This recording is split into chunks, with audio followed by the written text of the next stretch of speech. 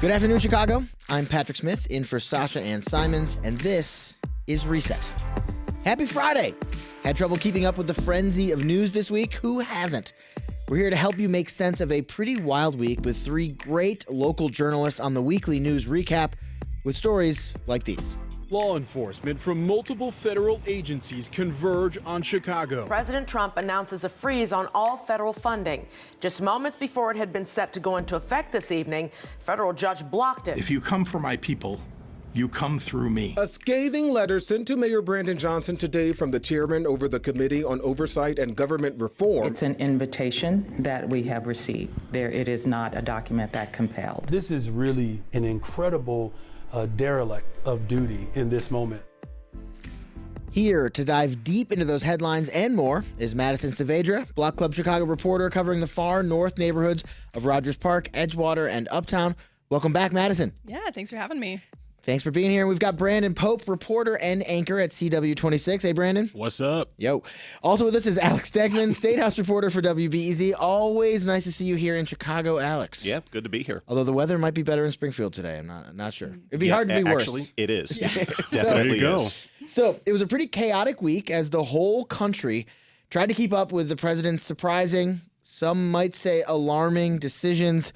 Tuesday brought news of nearly all federal grants being cut off. By Wednesday, that was no longer the case. Alex, this caused a lot of confusion. Who were some of the people and agencies impacted across Illinois? Yeah, so when this was first released, as you mentioned, it was kind of broad, very broad, and nobody really knew what it meant, and that trickled down to the state agencies. So the next day in Springfield was, as you might imagine, pretty chaotic. Nobody knew what to expect, and then there were some people that were already shut out from receiving the federal aid that they needed. We heard from Medicaid providers that they couldn't log into the portal. We heard from people in Head Start that there were some Head Start programs that if this didn't get resolved, they were going to have to shut down immediately. There's a lot of things that are in the state budget that require federal money and require federal assistance. And, you know, some people kind of thought that something like this would come down the pike, but they didn't expect it to come so quickly and so broadly. So a lot of time was spent on Wednesday trying to just figure things out. And then by the end of the day, as you mentioned, there was the rescission of that memo. And of course, you know, J.B. Pritzker, the governor, just kind of went on the attack. And so did other top Democrats by putting forth the idea that a lot of people have that this is kind of the point. They don't actually intend to do some of the things they're saying, but they want to create chaos. And that's what happened. And it eventually turned out, as we have mentioned, that it wasn't as bad as we originally thought, but there was just a lot of confusion while we tried to figure that out. Right. I mean, even that rescission that you're talking about, it was like a judge ordered a halt, then they rescinded the order, then they said, well, we're still doing it. We just, it was, and I think the moment when it was, obviously the impacts on this were huge, but the moment when we heard that Medicaid was just not working, that was a moment of like, oh my goodness, this could cost literal lives. You mentioned Governor Pritzker's response to this. He had some pretty harsh words for the president. The United States Constitution clearly states that Congress has the power of the purse and sets laws to obligate federal funding for all 50 states. What Donald Trump tried to do in the last 24 hours is illegal.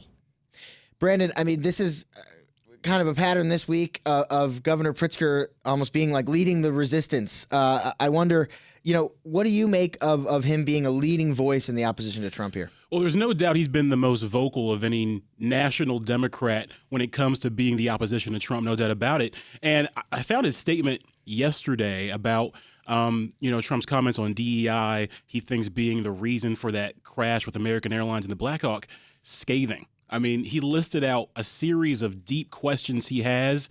It's like, a 2-page statement just laying out everything. But as we think about, a lot of people are already thinking about 2028, can you believe it or not?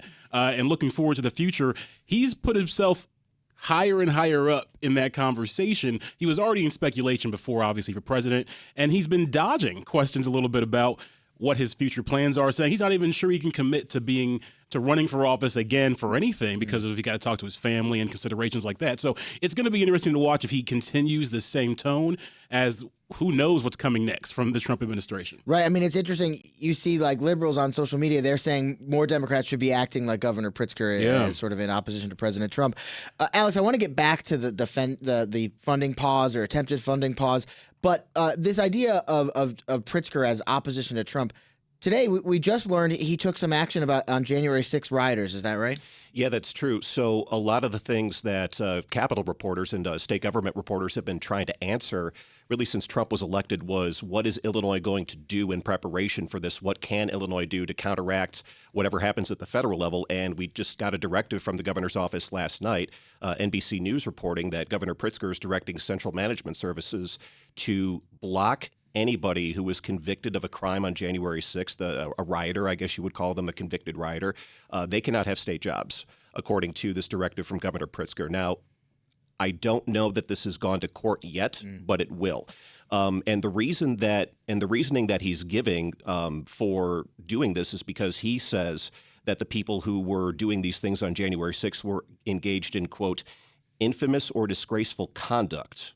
And he says that that is unbecoming of the state and doesn't coincide with the mission of state government. So anybody who was pardoned for their actions on January 6th, according to this directive, can no longer have a state job. And I'm trying to figure out exactly what that means right now, but found out about that about 20 minutes ago. Yeah, I appreciate you bringing us the latest news. Let's get back to that funding pause. Attorney General Raoul, how did he respond to the federal funding freeze?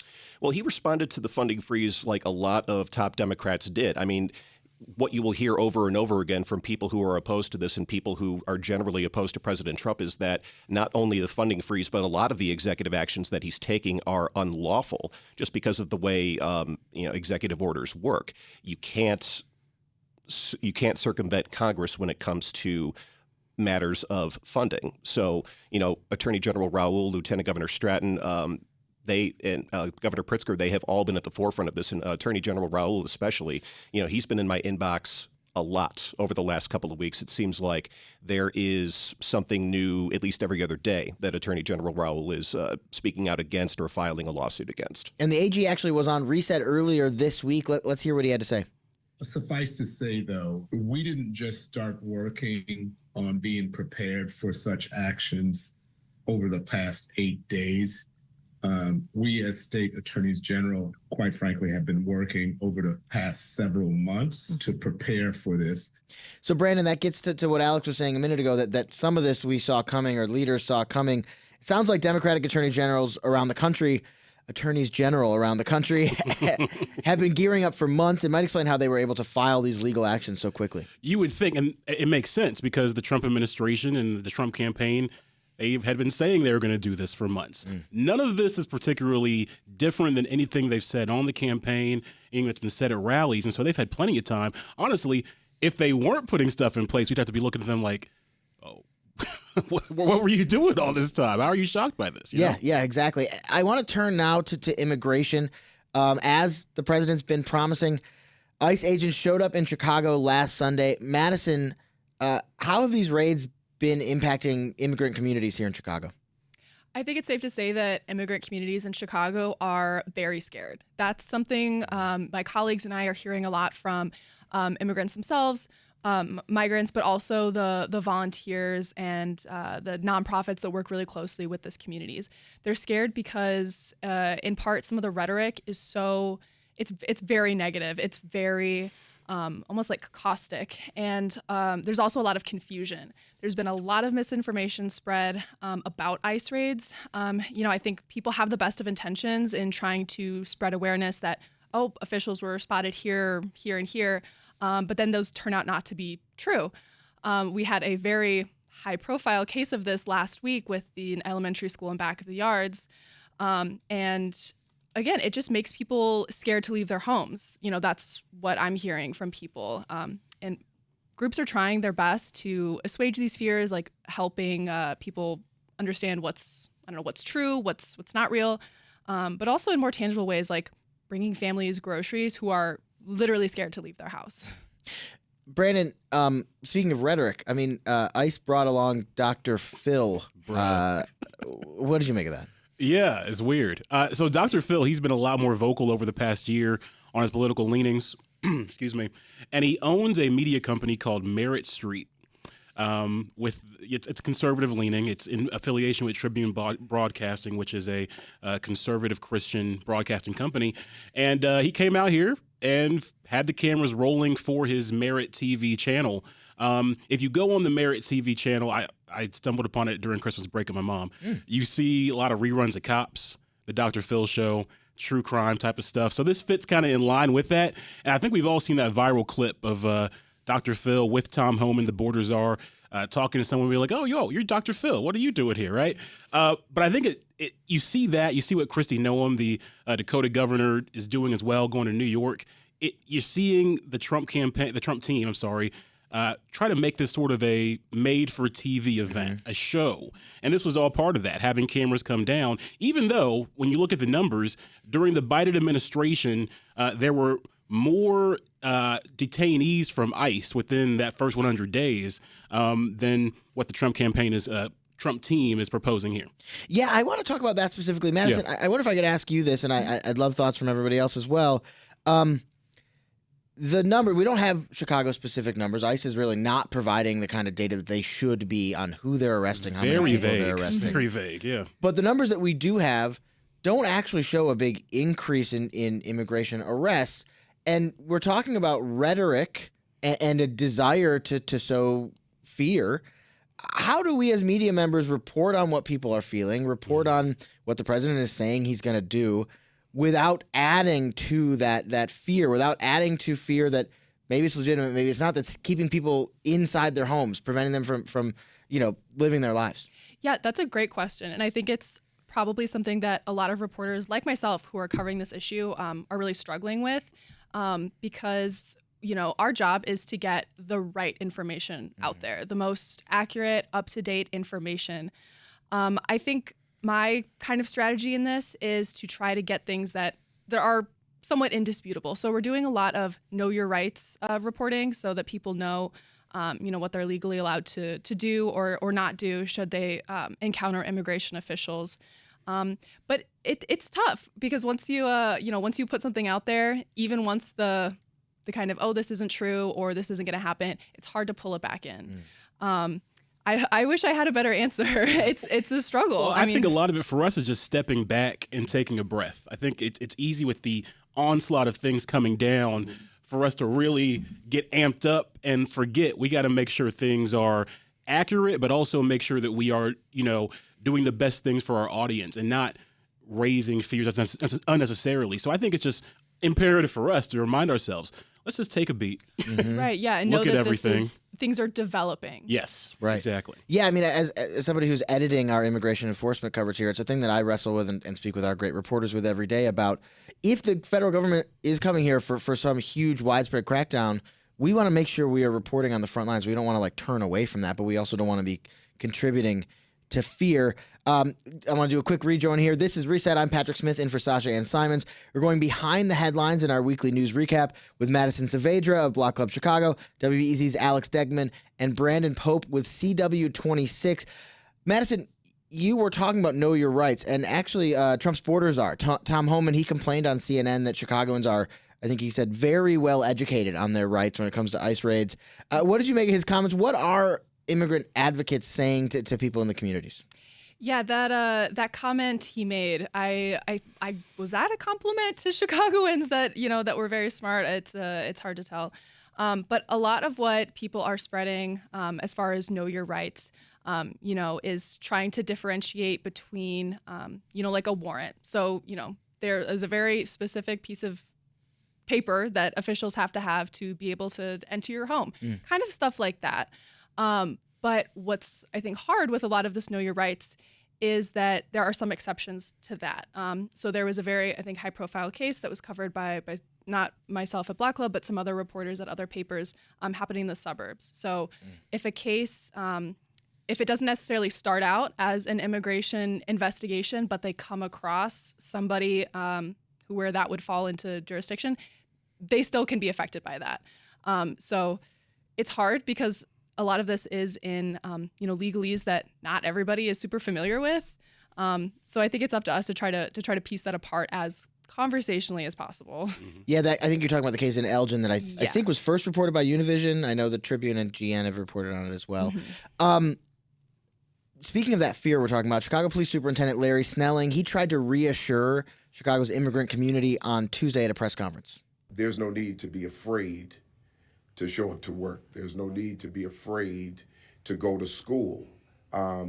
If you know that you are a law-abiding citizen here in the, or just a law-abiding individual here in the city of Chicago who, wants to work and provide for your family, show up to work. The kids need to be educated, and let's take the fear out of it. Madison, he talked about the kids need to be educated. I mean, you've reported on parents who are keeping their kids out of school for fear of ICE. Do you think these reassurances are working?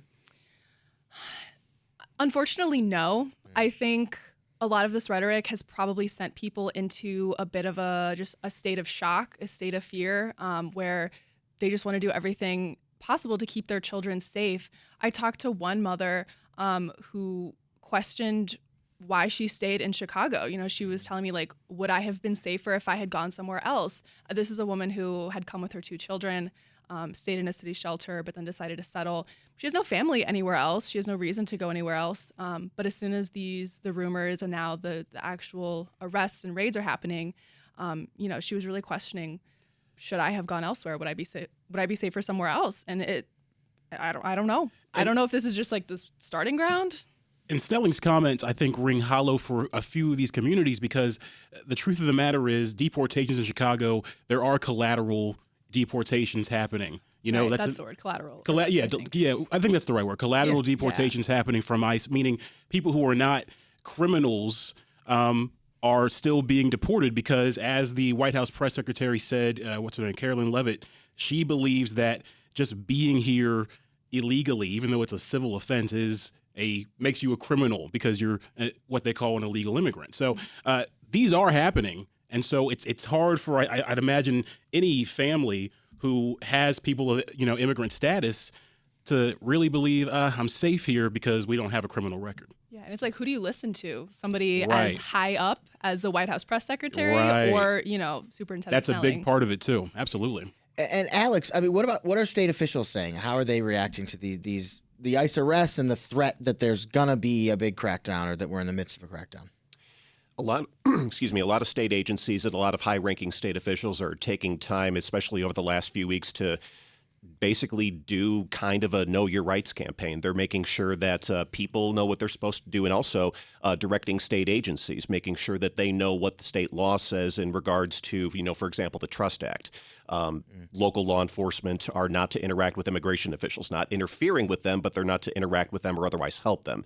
Things like that, making sure that essentially that people know what they're supposed to be doing in the wake of what we're seeing now.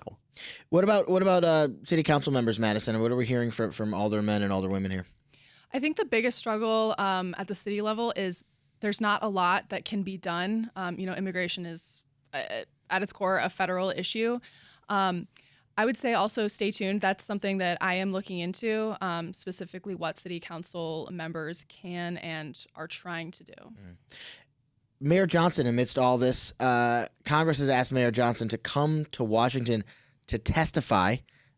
Madison, can you tell us what this is about? Yeah, so this was a letter sent to Mayor Johnson as well as the mayors of Boston, New York City, and Denver. So these 4 cities, probably the most high-profile sanctuary cities in the country. And the House Committee on Oversight and Government Reform sent this letter asking very maybe not very kindly, but asking these 4 mayors to attend a hearing in about 2 weeks. And the other piece to that letter was asking for documents and communications, all relating to the city sanctuary jurisdiction. Very broad. If this was a FOIA, I think it'd be denied as unduly burdensome. There is no indication, I believe, that whether or not these mayors are going to go, or at least Mayor Johnson here in Chicago. He referred questions to the Corporation Counsel about, what the legal obligations here are. The letter, it's not a subpoena. Subpoena was not used anywhere in the letter. So it's not clear exactly how binding it is.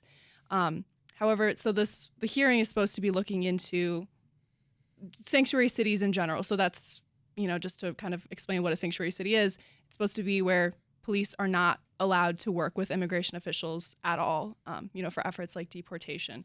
And Trump, historically and currently, has really slammed sanctuary cities, for skirting federal immigration policies. It's actually really, Chicago being a sanctuary city was kind of the catalyst for Texas Governor Greg Abbott to start busing migrants to Chicago way back in 2022. So this is not the first time that Chicago has been in the spotlight around the sanctuary city conversation. And Brandon, I mean, in addition to this request, as Madison points out, not a subpoena, a request from Congress, how is the mayor responding broadly to this immigration enforcement? I think broadly is the correct word. There's not been many specifics aside from activating, he says, the full force of government in City Hall and everything he can. And we saw that press conference where he really had a whole flanking of everybody. But we haven't heard a plan yet. Have you heard a plan yet? No, yeah. I haven't. Yeah. So I think the question too is, what really can they do when, yes, they have it set to where they don't cooperate with ICE. However, they do have, there's some leeway there where there's things, they can't just stop ICE, right? They can't have police outside of school and bar people from coming in. So the nuances there are also still things that, let's be frank here, the Trump administration is looking to test in sanctuary and welcoming cities too. Is there, I mean, does the mayor, to give him credit, maybe he doesn't deserve it, but is he trying to walk a line where you want to stick to what the laws are and what the principles are without unnecessarily provoking, further action? I mean, it does seem like Chicago's been singled out. I'm not suggesting the city should shirk away from its responsibilities and its principles, but is he trying to walk a fine line here where you don't poke the bear if you don't have to? I think there's a part of that because we have heard Trump talk about jailing and imprisoning people, his political opponents and mayors of sanctuary cities because of their status with ICE and things like that. So I think he's trying to walk a line. He's trying to be cautious here. And that's probably the smart move to do as an elected leader during this time, especially with things so chaotic right now. So last question before we go to headlines. On a topic that I think Mayor Johnson would himself say was a distraction, he made other headlines this week having to do with a new report from the city's inspector general. Brandon, can you shed some light on this? I'm pretty impressed with all the stuff he got. I'm kind of jealous. This man got. You're gonna have to explain to people what you mean. People need to know about the gift room. 236 gifts, according to an inspector general report that Johnson received during his time so far in office. Hugo Boss cufflinks, Gucci bags, shoes. The current city rule doesn't allow you to accept a gift over $50 unless they are, quote unquote, accepted on behalf of the city, whatever that means. So allegedly all these gifts were accepted on behalf of the city. They're in a room. Since '89, mayors have been able to have a public logbook to track these gifts instead of actually having a report to the Board of Ethics. The IG report that came out is attacking that very thing. Johnson had the list, but they claim that the City Hall, the fifth floor, did not allow the Inspector General's office to enter this gift room or to inspect the log. They FOIA'd for it. Took about a month. We all can relate to that. Oh boy. And it came back incomplete. Lots of missing things there. So lots of questions there. People can get in the weeds about the ethics of it all and all that, but I think ultimately that's a large amount, 236. The funny thing here, one of those gifts, a $50 bottle of whiskey gifted from Mayor Lori Lightfoot that allegedly sits on Brandon Johnson's desk. To the city. And we found out that the city wears size 14 shoes, I believe that was. They sure do. And they love Hugo Boss cufflinks. What a city with expensive taste. Yes, no kidding. With that, we're going to take a quick break. Stick around because we are just getting started. Back now with more Reset and more of the weekly news recap. I'm Patrick Smith, in for Sasha-Ann Simons. We were just talking about how Trump's immigration raids and other actions impacted Illinois, but there's a lot more news to dive into. It's been a busy few weeks with lawmakers back in Springfield for the new legislative session. House lawmakers have already filed more than 1,800 bills. Illinois Senate Republicans, including Andrew Chesney, introduced a new bill today that could require law enforcement agencies to cooperate with ICE. You cannot trust Danny Solis. He's got his own agenda, and he's sly as a fox. As the jury deliberates his and McClain's legal fate, the biggest question is whether this is the kind of government 12 men and women think Illinois should have. Our panel of journalists is still with us, but first we have Chicago Sun-Times legal affairs reporter John Seidel joining us from the Dirksen Federal Courthouse, where a jury is deciding the fate of former House Speaker Michael Madigan and co-defendant Michael McClain. Hey, John. Hey, Patrick. How are you? I'm doing well. Thanks so much for making the time. We are in the home stretch of a trial, a hugely important trial that's been going on since October. First, how are you holding up? It's almost over, Patrick. We're doing all right. We're going to get there. Is it almost over? I heard they were making plans for how they're going to spend, the jury is making plans for how they're going to spend Fridays going forward. Yeah, no, I mean, it's a good point. Like we're in the point where we don't know how long this is going to go. And they did send since they got the case, they've really kind of been setting the ground rules for all of this. They've kind of, after 4 months of being sent in and out of the courtroom, told when to show up, now they're telling the judge when they're going to show up. And they did send a note saying, Fridays going forward, we're going to be leaving at 3 p.m. So, I mean, that raised a lot of eyebrows in the sense that maybe this could take a while, but I don't know. We're looking at past corruption cases recently. We had the Ed Burke trial a little bit more than a year ago, the ComEd bribery trial, a little bit before, almost 2 years ago now. And we saw roughly 20-some hours of deliberations in those cases over 4 or 5 days. This could go longer, no doubt. I mean, it doesn't mean it has to match those. But, we'll see. If at this point, next Friday, they're still leaving at 3 and coming back next week, then it's going to be a stretch. And have I heard that one of the jurors has Super Bowl tickets? There was a mention at one point. The jurors did ask if this trial was going to be over by February, and there was a mention of Go Lions, I think, in that note at the time. Judge assured them we'd be done by February, but I don't know. I'm looking at the calendar. It's not looking good. No. Well, let me ask. I understand, and I don't blame you, as somebody who's been covering this, that maybe you're like, wait a minute, how long is this going to take, the deliberations? Is there something kind of heartening about this? I mean, this is a hugely important corruption trial, and it's complicated, right? Is there something kind of heartening that these jurors want to make sure they put the time in to really consider everything? Yeah, it really is. And they really do seem to be taking it seriously. And I should mention that Judge Blakey has said multiple times that he thinks this is the most conscientious jury he's ever had. Whenever there's been any issue, he's gotten a note from them. They sent him a note yesterday saying they were going to leave 10 minutes early because they felt like they had done everything they could do. So, yeah, I mean, they seem very organized. They were asking for Post-it notes and tape and whiteout. I mean, they were gearing up. They were setting their schedule. They do seem like they're rolling up their sleeves and are ready to do the work and not just kind of blow this off.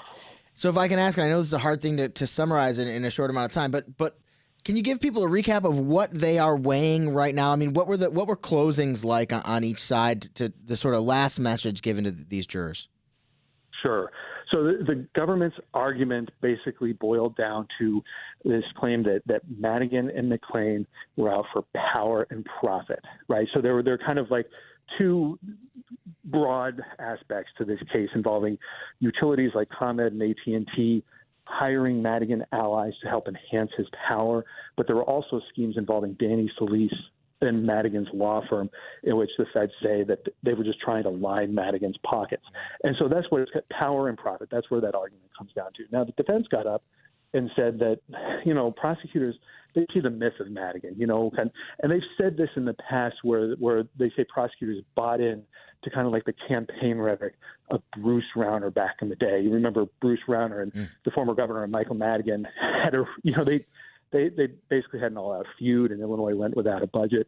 So they claim that, the government sees a myth here. They don't see the actual man. And so they're asking jurors to look at it from Madigan's perspective and see some of the alternative narratives that the defense has put forward. And I should say the government gets a rebuttal, and in the end they say, look, this comes down to undeniable facts, not myths. And so let me ask you quickly, I mean, what is the scene like? And then I'll let you get back to work. But what's the scene like as you all are waiting? I mean, when the verdict comes down, there's going to be lots of stories to tell about what the jury decided and what the impacts are. But in the meantime, are you and Dave McKinney like playing cards, waiting for the verdict to come down? It's a lot of very bored reporters sitting around waiting for any scrap of news. And look, that's how it goes, right? Because the moment news comes down, the moment we hear there's a verdict, we all have to jump and go. But in the meantime, yeah. And it's not just the reporters.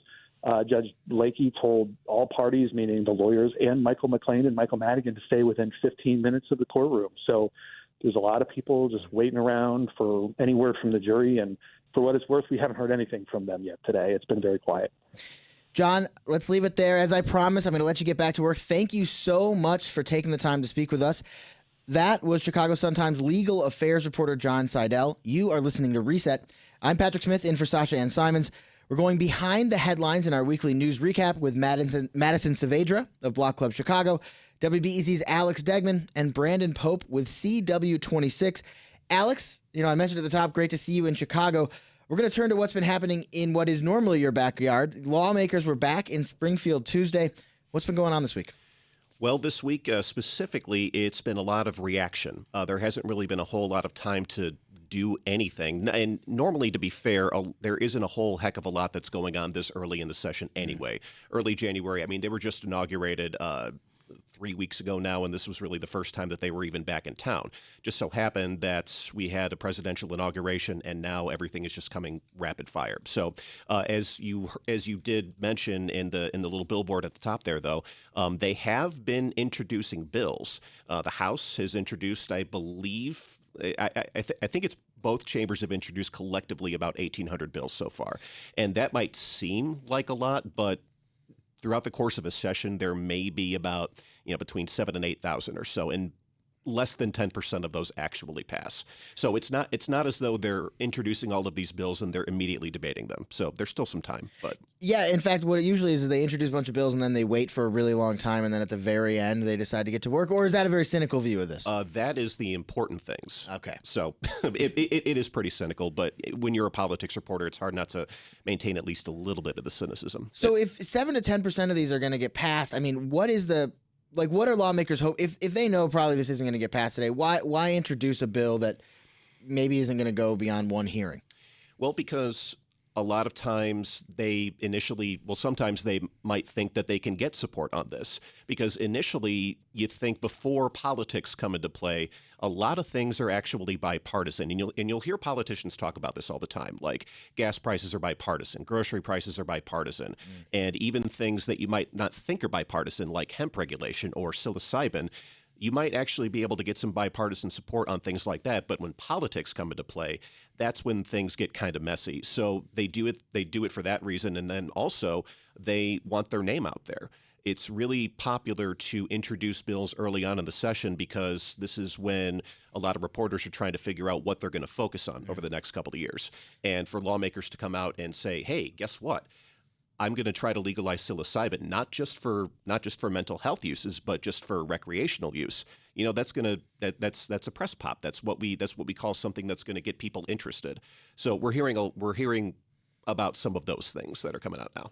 Considering let's play into that game. That was West Side lawmaker LaShawn Ford who wants to legalize magic mushrooms. Representative Ford, you got your name out there. Alex, has that got any chance to go anywhere?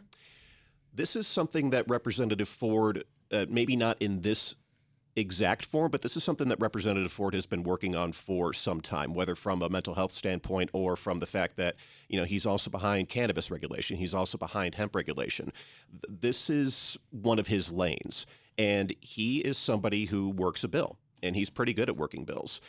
He's gotten some tough things through before. He got a couple of years ago, he worked for a couple of years on a so-called cannabis omnibus bill that made a whole bunch of wholesale changes. So I don't know that there's an appetite in Springfield for so-called magic mushrooms right now, but it's a process. They're moving on this, and this bill was introduced, and now it's got a couple of years to move. So we're talking about the workings of the legislature. Let's talk about the makeup of it. House Republicans are hoping the state Supreme Court will toss out the current legislative map. They're talking about gerrymandering. Can you walk us through the argument here, Alex? Yeah, it's something that Illinois Republicans have been kind of harping on, well, really as long as I've been a State House reporter, because as long as I've been a State House reporter for, on and off for 15 years, Democrats have been in control. And because of that, they have been drawing the maps. That's how it's done. Whichever party's in control is the party that controls the drawing process. And as you might expect, as a political party does when they control the legislature, they draw the maps to their favor. And if Republicans, I have not actually seen this in Illinois to know, but it is my theory that as it is in other states, if Republicans were in control, they would use gerrymandering to their benefit. But we have a really entrenched Democratic supermajority in Illinois, and Republicans have not made really any headway, especially in the Illinois House over the last couple of election cycles. So with that as a backdrop, that's not the sole reason that they're doing this, but with that as a backdrop, Republicans have filed a lawsuit that claims that the map that was drawn with the last census remap is not compact and it's not fair. And it might be a little bit of a challenge because state law doesn't actually define what compactness is necessarily. There are some formulas that get you there, like it kind of puts some framework as to what should be fair, how far apart constituents should be spaced. And that is part of the argument that they're using as part of the lawsuit. They got expert testimony from somebody who essentially ran a bunch of computer models, some mathematical formulas. And out of, I believe the number that Capital News Illinois reported was out of 10,000 simulations, there was not one map that looked anything like the Illinois map. So they allege that there are 52 districts in Illinois that don't meet the definition of compactness or what they think should be the definition of compactness. And also, there was a Supreme Court case about this a long time ago in the 80s. I think it was like 1981, that found that there was a district that was not drawn to be fair and compact. And they're alleging that these districts that they're highlighting are less compact than that one. So they want the Supreme Court to eventually hear this and toss out the map and have the process done by what's known as a special master instead of the committee that does it now. Sticking in Springfield, Brandon, I want to bring you in here. Black lawmakers are working on reparations legislation. Can you tell us about this? Yeah, a really unique approach. One of the more unique approaches I've seen to reparations from Representative Sonia Harper, dealing with how the state handles contracts. The proposition basically would be that a business that wants to have a state contract with Illinois would have to disclose whether they have any ties to slavery historically, which, that fascinates me because, do they even know if they have ties? They have to do some research on that. And I'm sure some CEOs are like, what?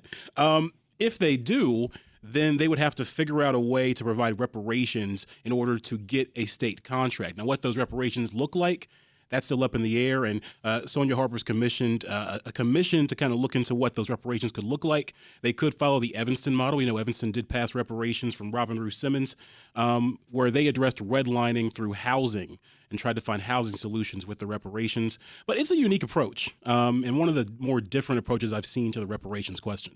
Do you think, I know you're not down in Springfield every day, but especially considering the sort of anti-DEI fervor that President Trump is encouraging right now, do you think there's going to be a lot of support for this measure? It's the timing makes this very interesting, right? Because of that exact sentiment.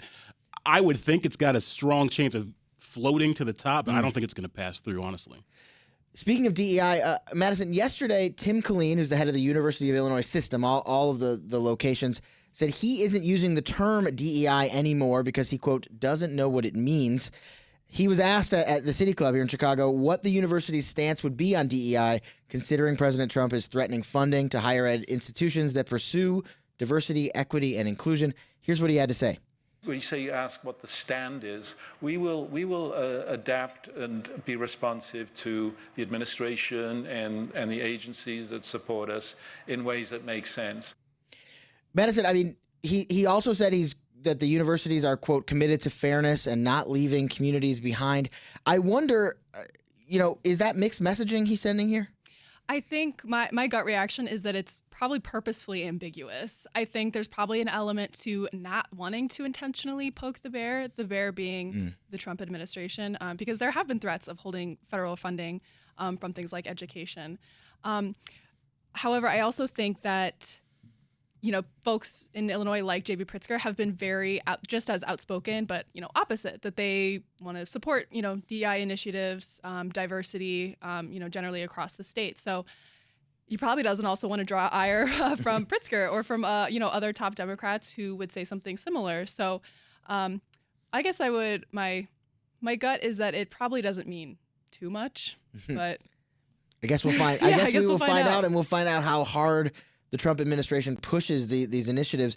I want to say on a related story, one more we need to get to: the proposed Bally's Casino in Chicago. Brandon, can you tell us about this? There's a lawsuit. Yeah. Is that right? Yeah, and it all centers around the 2019 state law that mandated 25% ownership of the casino project by minorities and women. So Bally's had a public offering worth $250 million to help fund this casino. And it says strictly minorities and women only. And so this conservative group called American Alliance for Equal Rights, they filed a lawsuit arguing it discriminates against these two white Texas men that they're representing. You could ask, what about the 75%? But hey, now Bally's, they saw this coming. When this initially was, the agreement came together, they warned the initial agreement could spark lawsuits from other groups and jack up the costs and their time and delay the project altogether and their ability to operate. So that's the latest on that front. We got to see where it goes. But you'd have to think with the way things are going federally, and the way things are going from nationally down, this anti-DEI wave, this conversation seems like it really drummed up this lawsuit. Yeah, it's going to be interesting to see. We will be following that. Last question for you, Alex, and I don't really know how to connect these, except it's about politics. Before we take a break, Lieutenant Governor Juliana Stratton made news this week. Can you fill us in? Yeah, so Lieutenant Governor Stratton has launched a political action committee in the event that she's going to run for U.S. Senate if Dick Durbin decides not to run. Now, that doesn't mean that she's going to challenge Dick Durbin, though, if he decides to, stay in it for another term. She said that she would wholeheartedly support him if that were his decision. But she is another high-ranking Democratic official in Illinois who is basically joining the fray and starting to raise money. It's not clear what exactly all of these folks are raising money for, but over the past few months, you've seen folks like Raja Krishnamurthy raising a ton of money after he won his congressional bid, and then you also see folks like Secretary of State Alexi Giannoulias. There's been some chatter that he might seek another office when it's time to run, and now you have Lieutenant Governor Stratton joining the fray because, there are a lot of top Democratic officials who see what's going on in Washington. They don't like it, and they want to make sure that the seat stays in Democratic hands. Senator Durbin has not yet said, as you mentioned, if he's going to run for re-election. He is 80 years old. Time for a quick break. We'll be right back with Madison Savedra of Block Club Chicago, WBEZ's Alex Degman, and Brandon Pope of CW26. This is Reset. I'm Patrick Smith in for Sasha-Ann Simons, and we're back with more of our weekly news recap, giving you a closer look at the week's top stories across Chicago and Illinois. Before the break, we took a deep dive into what's been happening in Springfield, but we still have a lot more to get to. Our panelists today are Madison Savedra, Block Club Chicago reporter, covering the far north neighborhoods of Rogers Park, Edgewater, and Uptown; Brandon Pope, reporter and anchor at CW26; and Alex Degman, statehouse reporter for WBEZ. Let's jump back in. Brandon, I want to ask you about the south suburbs. Former Chicago Mayor Lori Lightfoot delivered findings from her investigation of the village's finances in Dalton. What did Lightfoot have to say? And I wonder, maybe in this answer, you could also tell us about a fist fight that happened in the south suburbs? A lot going on in the south suburbs right now. Lori Lightfoot on the case. Super Mayor, as she called herself, Tiffany Henyard. She found that she mismanaged the village's finances, $171,000 in travel spent in 3 years. Also, $48,000 in Amazon purchases, and also credit card purchases used for Apple, Wayfair, Best Buy. While there's no evidence she found of any of these trips or purchases benefiting economic development of Thornton or Dalton Township. She also found that they hid things from fellow village board members and dodged transparency efforts in the process. All of these findings dispelled this week, or put forward this week, and then there was a hearing at Thornton Township about it, and we've all seen the viral videos at this point from 7-8 different angles. There was a fight that happened. Community activist Jedediah Brown, familiar name from the Laquan McDonald protest, during public comment called Tiffany Henyard the B word. From there, he claims he was hit by a microphone, but what we see in the video is he hears somebody, he walks up, Tiffany Henyard's boyfriend approaches him, scrapping ensues. I call it scrapping. Scrapping. It's scrapping, yeah. And then you can see Henyard running to the fight, jumping into the fight. Now, her lawyer has come out and said she jumped in to break up the fight. I'll let people be the judge of that based off the video they see there. But the board meeting was over that township shutdown due to a board vacancy and the tax levy ordinance and insurance problems. Right now, all services have resumed. That should be the headline here. Usually, meetings like that don't dissolve into all-out chaos, but unfortunately, that's what happened. Yeah, I mean, the spending you're talking about, the spending that Mayor Lightfoot uncovered, it's a real issue, considering that it's not like there's a lot of extra money in the South Suburbs. It's a struggling district, and it's been a struggling district for a long time, and these are taxpayer dollars. So you look at the sums of money here and the efforts to skirt around it. We saw Ben Bradley at WGN's reporting about these trips to Vegas that were done as well back in 2023. It just raises so many questions, especially when you see the cars, you see the disregard. And once again, I mean, Best Buy, Wayfair, Apple, $48,000 in Amazon purchases and no receipts to really justify these expenses. I can understand why a community resident who's hardworking, paying taxes, struggling financially is looking at that like, what is going on? Going from the South Suburbs to the far north side of Chicago, the area you covered, Madison, a far north side neighborhood has been named to the National Register for Historic Places. Can you fill us in? Yeah. So this is a little bit of happy news in what has been. I'm glad we got to that then. Yeah. From chaos to joy. Exactly, from chaos to quaintness. So Edgewater Glen, it's kind of like a little mini neighborhood inside Edgewater, bounded by Granville, Clark, Norwood, Broadway. It joins three other parts of Edgewater as a neighborhood historic district, particularly for its architectural significance of single-family homes and multi-unit buildings. Now, Edgewater's a really, I'd say it's a neighborhood that cares a lot about its history. They have a very active historical society, very active Black clubs that care a lot about architecture and preservation. So I had the chance to talk to the Black Club member, not Black Club Chicago, Black Club member who helped spearhead this, and he kind of talked me through how a lot of these buildings were built in the 1890s and 1820s and were examples of American Foursquare, which anybody doesn't know that. It's just kind of a general term for these historic houses that have probably a lot of houses that we're maybe familiar with, have like 4 rooms on the main floor and kind of go up from there, but in all different kinds of historical styles. So Prairie style, Dutch colonial, Queen Anne. Google those if you want to see what they look like, because I'm not going to be able to describe them.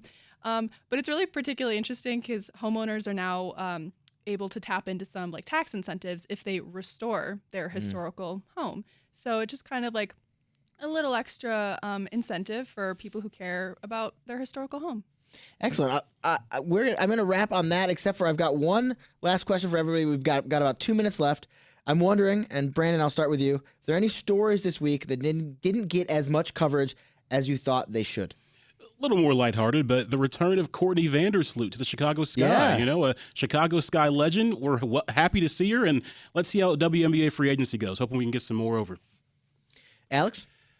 Well, I've basically been in reaction mode all week, so no. However, I will say, Madison, if you ever start a podcast, can you please call it From Chaos to Quaintness? Yeah. Oh, that is good. Yes, Please. yes. Should I be trademarking that now? Yeah, probably. Well, now that I said that, yeah, probably. Sorry. Chaos to Quaintness. Madison, anything anything that got undercovered this week? Gosh. I mean, I guess I would shout out something that I covered this week. This Edgewater Free Store for refugees and homeless Chicago's. They're looking for a new home. They're doing a lot of great work helping folks, but they have to find a new home within 2 weeks. While they're also trying to pivot, caring for immigrant community that we talked about earlier. They're struggling. They're scared. So if you know of a space, let them know. That's it for the weekly news recap. My thanks to Madison Savedra of Block Club Chicago, WBEZ's Alex Degman, and Brandon Pope of CW26. Thank you all for helping bring us from chaos to quaintness. I'm not sure that's actually right, but I do love it. It's a beautiful turn of phrase. Thank you all for being here. Thank you.